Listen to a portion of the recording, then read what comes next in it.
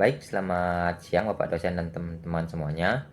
Sebelumnya, terima kasih atas waktu yang telah diberikan kepada kelompok kami, yaitu kelompok 8, untuk mempresentasikan materi mengenai aspek keperilakuan pada desentralisasi. Nah, sebelum kita masuk pada materi kali ini, izinkan kami memperkenalkan diri terlebih dahulu.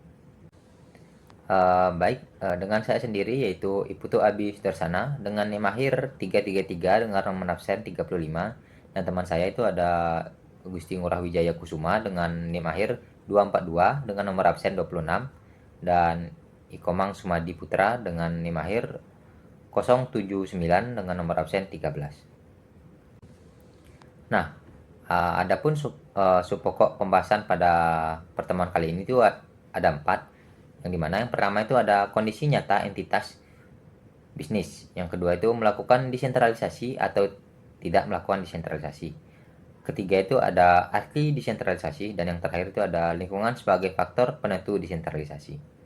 Nah, untuk materi yang pertama itu akan dijelaskan oleh teman saya. Baik, di sini saya izin untuk menunjukkan pembahasan materi yang pertama, yaitu terkait dengan kondisi nyata entitas bisnis. Nah, kondisi nyata entitas bisnis dalam aspek perilaku desentralisasi menunjukkan bagaimana individu atau tim dalam organisasi diberi kewenangan untuk mengambil keputusan sendiri di tingkat lokal maupun unit, tanpa selalu bergantung pada pusat. Nah, hal ini bertujuan untuk mempercepat respon dan juga meningkatkan efektivitas manajemen. Contohnya, desentralisasi cabang penjualan. Perusahaan APC di sini memberikan wewenang penuh pada cabang penjualan di cabang A dan juga cabang B untuk menentukan strategi promosi lokal. Nah, hal ini memperkuat adaptasi terhadap preferensi pasar daerah yang berbeda-beda. Kemudian kepemimpinan lokal. Manajer cabang A diberi hak untuk merekrut stafnya sendiri sesuai dengan kebutuhan cabang. Nah, langkah ini meningkatkan rasa tanggung jawab dan juga memperkuat kontrol terhadap kegiatan aktivitas operasionalnya. Nah, jadi kesimpulannya, desentralisasi nyata dalam entitas bisnis ini mampu meningkatkan efisiensi dan juga kecepatan pengambilan keputusan, kemudian mendorong kemandirian dan memotivasi tim lokal, kemudian memberikan ruang inovasi dan juga tanggung jawab lebih besar, namun tetap dibutuhkan kontrol manajerial yang terstruktur dan terukur untuk memastikan hasil yang optimal. Next slide. Nah, kemudian di sini untuk materi saya itu adalah melakukan desentralisasi atau tidak. Nah, di sini banyak perusahaan itu menghadapi tantangan reorganisasi saat mengalami pertumbuhan, penyusutan ataupun perubahan. Salah satu aspek penting dalam restrukturisasi organisasi adalah pilihan antara sentralisasi atau desentralisasi. Nah, di sini ada dua tema utama. Yang pertama, desentralisasi sebagai filosofi dan juga respons perilaku merupakan cara organisasi merespon kebutuhan lingkungan melalui pelimpahan wewenang. Yang kedua, desentralisasi efektif butuh struktur yang tepat untuk memerlukan struktur organisasi yang jelas, aturan operasional, anggaran dasar, dan evaluasi kinerja secara berkala. Baik, untuk materi itu akan dibuka oleh rekan saya. Terima kasih. Baik, berikutnya adapun definisi desentralisasi oleh Herbert Alexander Simon, yaitu suatu organisasi administrasi adalah tersentralisasi sejauh keputusan dibuat pada tingkatan yang relatif tinggi dalam organisasi tersebut, di mana terdesentralisasi sejauh keputusan itu didelegasikan oleh manajemen puncak kepada tingkat wewenang eksekutif yang lebih rendah. Nah, sebagai contoh, mungkin sulit bagi kita untuk mengidentifikasikan tingkat hierarki khusus, di mana keputusan dibuat karena wewenang formal tidak sesuai dengan kenyataan mengenai siapa yang membuat keputusan tersebut. Nah, sebagaimana yang telah ditunjukkan oleh March and Simon, keputusan itu tidaklah dibuat, melainkan keputusan tersebut hanya disaring sampai seseorang manajer setelah mengadaptasi, merubah, dan menambahkan berbagai hal dalam berbagai tahapan yang berbeda. Nah, dalam konteks istilah penting, Simon dan rekan-rekannya menggunakan istilah penting itu untuk mengidentifikasikan keputusan mana yang layak didelegasikan dalam konteks desentralisasi. Nah, tetapi hal tersebut tidak selalu praktis karena bisa saja keputusan lain seperti produksi dan penjualan justru sering didelegasikan ke level yang lebih rendah.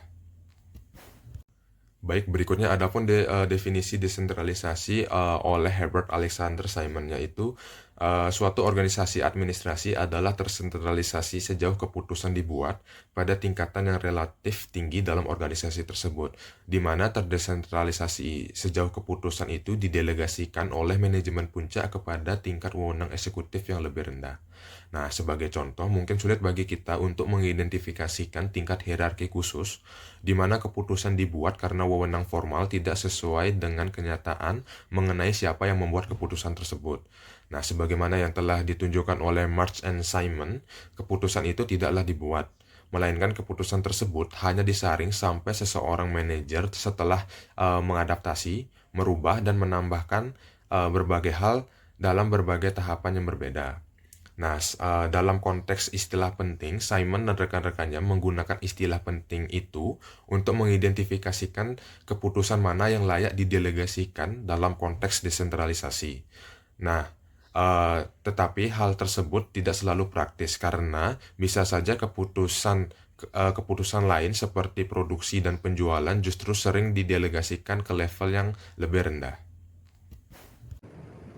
Baik, di sini saya akan melanjutkan materi presentasi, yang dimana materi selanjutnya itu ada lingkungan sebagai faktor penentu desentralisasi. Nah, bagian lingkungan sebagai faktor penentu desentralisasi ini membahas mengenai kondisi-kondisi pendahulu yang menciptakan kebutuhan akan jenis-jenis perilaku manajerial, seperti yang dijelaskan oleh Vensil pada tahun 1980. Nah, alasan pentingnya desentralisasi menurut Vensil pada tahun 1980 ini, yang pertama itu ada membebaskan manajemen puncak agar bisa fokus pada keputusan strategi jangka panjang.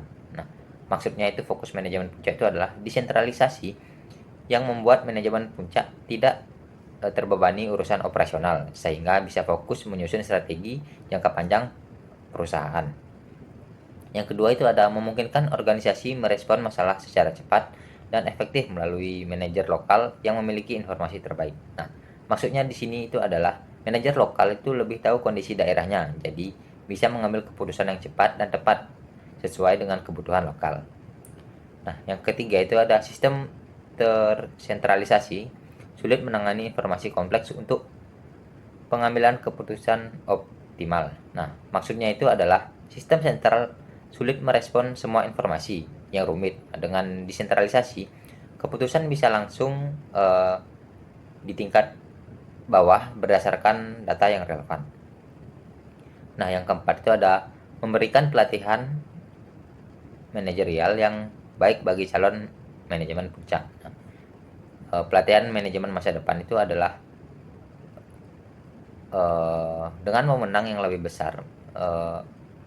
Manajer level bawah itu bisa mengasah keterampilan manajerialnya sebagai persiapan untuk posisi yang lebih tinggi.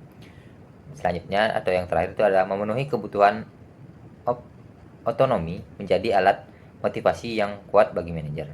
Maksudnya itu adalah motivasi dan otonomi itu adalah memberi tanggung jawab dan kebebasan membuat manajer lebih termotivasi karena merasa dipercaya dan dihargai dalam pengambilan keputusan. Baik, selanjutnya itu ada sesi diskusi. Bagi teman-teman yang mungkin memiliki pertanyaan mengenai materi yang telah kami jelaskan tadi, bisa mengirim pertanyaan melalui WA Group. Baik, adapun kesimpulan dari materi yang kami presentasikan, yang dimana aspek keperilakuan dalam desentralisasi ini menunjukkan bahwa pengambilan keputusan dalam organisasi tidak hanya dipengaruhi oleh struktur, tetapi juga oleh faktor manusia dan lingkungan. Yang dimana yang pertama, kondisi nyata entitas bisnis menentukan sejauh mana desentralisasi itu diperlukan. Kemudian yang kedua, keputusan untuk mendesentralisasi atau tidak harus mempertimbangkan efisiensi dan efektivitas operasional. Dan yang ketiga, pemahaman yang tepat tentang arti desentralisasi sangat penting agar pelaksanaannya tidak disalahartikan sebagai pelepasan dari tanggung jawab. Dan serta yang keempat, lingkungan eksternal turut mempengaruhi keberhasilan desentralisasi. Nah, karena perusahaan dan dinamika lingkungan menuntun respon yang cepat dan fleksibel. Oleh karena itu, desentralisasi perlu dirancang dengan memperhatikan faktor-faktor perilaku individu, struktur organisasi, dan konteks dari lingkungan sekitar. Baik, sekian presentasi dari kelompok kami, yaitu kelompok 8. Kurang dan lebihnya kami mohon maaf. Akhir kata kami tutup dengan selamat siang dan terima kasih.